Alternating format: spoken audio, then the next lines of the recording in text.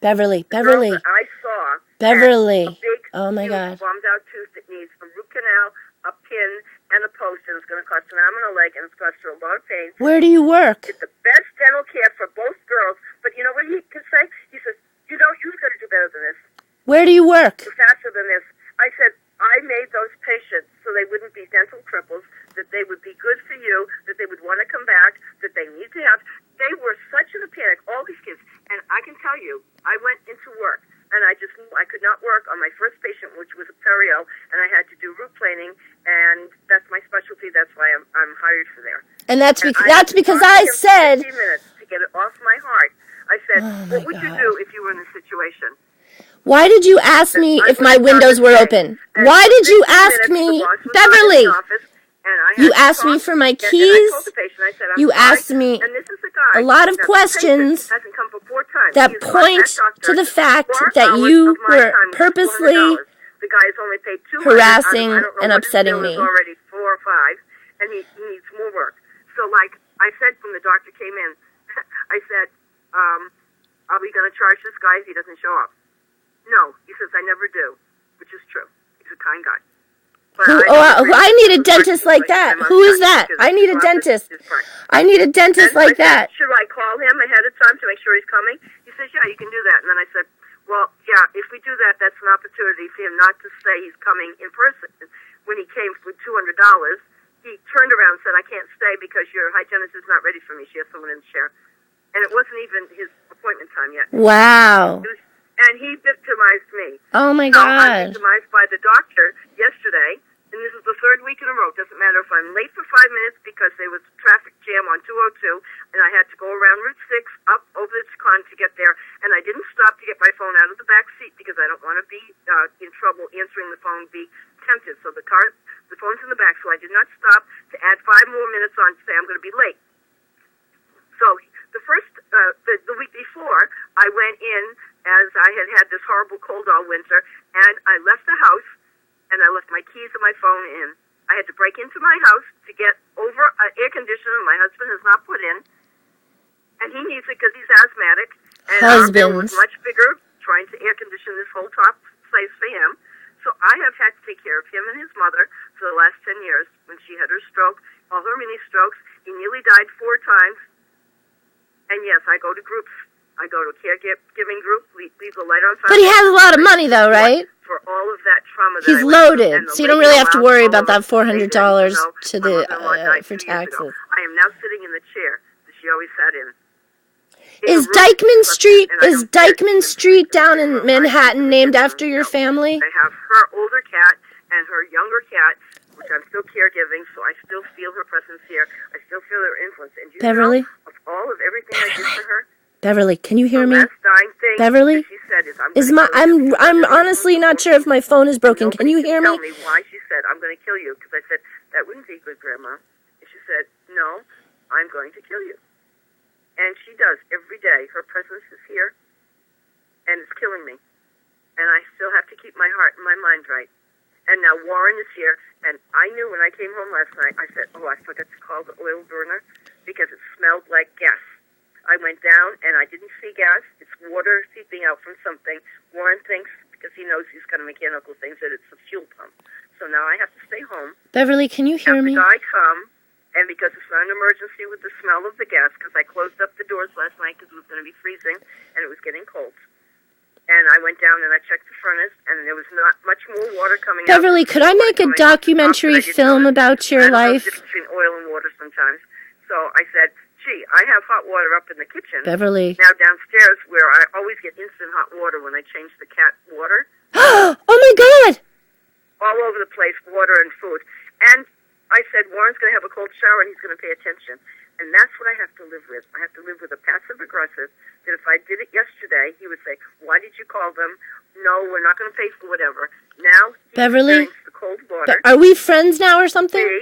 And he was going to wake me up. If you didn't wake me up with the phone, which you did, my phone is set for 10:30, but that's okay. I was waking up to the sunlight. I was going to call you at 6 a.m., but I thought I'd wait till 7. But I have my reflux taken care of, and I go to my bed for sleep apnea machine, and then I sleep 2 or 3 more hours under the machine, and then I don't have heart attacks and whatever else you get. Beverly, can you just confirm that my phone is not broken? Can you hear me? Because I'm not sure if you can hear me. Can you hear me? Yes.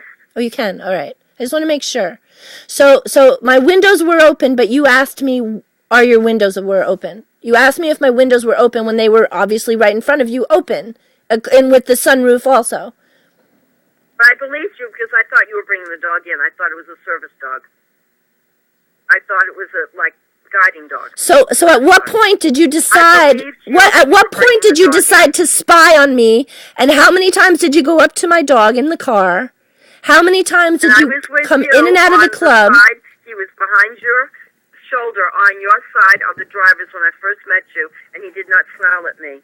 Then when I went around to my car to get my things to go into the club for swimming in a hot tub and relaxing, your window was open big, and you were concerned about your... No, you told me that I should just come back to the car if it starts to rain, and I showed you my cane, and I said, you said you should just run back to the car, and I said, I don't run, and I showed you my cane. You know, your window's wide open, and my hand went up there in gesture, and your dog came and snapped at me. And I realized, did he bite you? I shouldn't put my hand there. Did he make you bleed? And I said that as I turned to my car. I said, I could have lost my hand. Oh my goodness. It could have caused me harm. Oh my gosh, I know. And maybe we should euthanize him.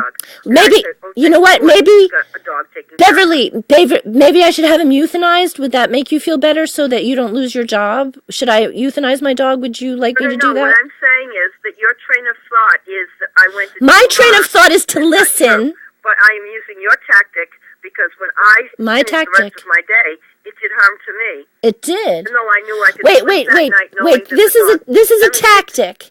Since yesterday afternoon, I have been obsessed with understanding why you tormented me yesterday, naked in the shower, to have me running out half naked, spraining my ankle, making my hip hurt so much that I could barely walk. When I go to work, I have to be calm, and I have to have a steady hand, and I cannot be talking at a patient with anger, because I have lost jobs in the past when I have had that happen. Is it because you're out of your mind, maybe? You can't do that in work, and I didn't realize I was doing it at work. Beverly, I get called crazy a lot. It's a possibility, because I get excited. So I spent the 10 mince with the guy. But people don't call you crazy because you have a lot of money. Do you understand that that's how society works?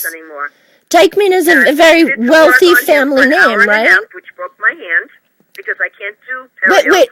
Oh, no. I would love to work at a periodontist office. I would love to be paid. I would love to go back and learn how to give Novocaine, except I don't like the idea. But if I could work with my hands, which are post-surgery, but if I could work with my hands and do perio 50, 60 hours a week and make money to make this household, so we don't have to move. And I'm just going to let you talk. I'm going to let you talk out through the tape. Too, because I know that Warren does not... Because I'm recording you. In this house that he knows he's going to sell.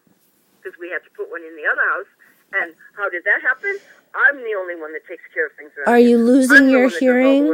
Beverly. I went downstairs in the middle of the night, and the fire was burning in the furnace because the door was open. It got broke. And when the man came, they were shutting it. Beverly, I'm not listening. I'm not listening. And they put it in front of the dryer. And I said, Beverly. Can I still use the dryer? Beverly. To dry those clothes or take them out? Or can you do it so that you're going to leave it all winter long like that? Beverly, I have to go. You keeping the door cocked. And then they had to take and get the furnace Beverly, before. I don't want to hang up on you, but I have to go. Truck all the way around the back and left marks on the lawn, which I had to be responsible for. You see, my husband, if I break a toilet, I have to pay for its replacement. If I break a sink, I have to replace it. If I break anything. So in this house now, he's doing the same thing. He's making me a victim, and I refuse. Why are you telling me this? Why are you telling me about your personal life? You and I have had a similar path of being abused, and you and I have had a similar path of trying to defend ourselves and to be well and to care for ourselves. We both go to the hot tub to get rid of aches and pains on our feet.